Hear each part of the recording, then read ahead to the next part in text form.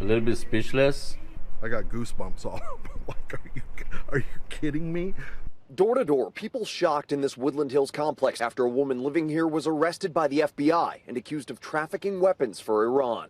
You never know who's next door. And with everything that's going on, it's just absolutely crazy to me. I don't even know what to think of it. Federal investigators say 44-year-old Shamim Mafi was taken into custody at LAX while trying to fly to Turkey. She's accused of helping Iran sell hundreds of millions of dollars in weapons and ammunition to the nation of Sudan, violating decades-old U.S. sanctions against doing business with Iran. So right off the bat, that kind of business is trouble.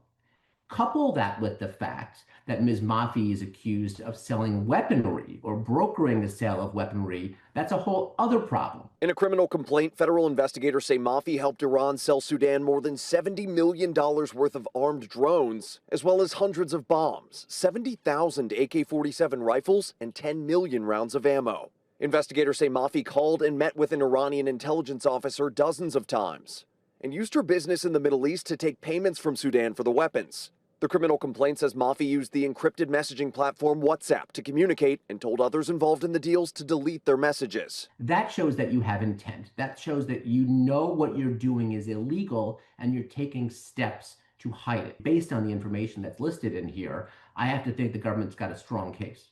Court records NBC4 has obtained show Mafi was named to a leadership position in an Iranian candidate's 2024 presidential campaign. Those court documents show the candidate is the current Speaker of the Parliament of Iran since 2020 and former mayor of Tehran from 2005 to 2017. NBC News reports the current Speaker of the Parliament is Mohammad Bagher Ghalibaf, one of Iran's leading conservative figures, who may be the point man in current peace talks with the U.S. Former prosecutors say while Mafi's charges aren't connected to the current U.S. military operation in Iran, that action's bringing more attention to the case against her and putting her neighbors on higher alert. Now I'm more conscious about who extra lives here, what people doing here, right? You see some people say hi to them, but you don't know what happens behind the doors.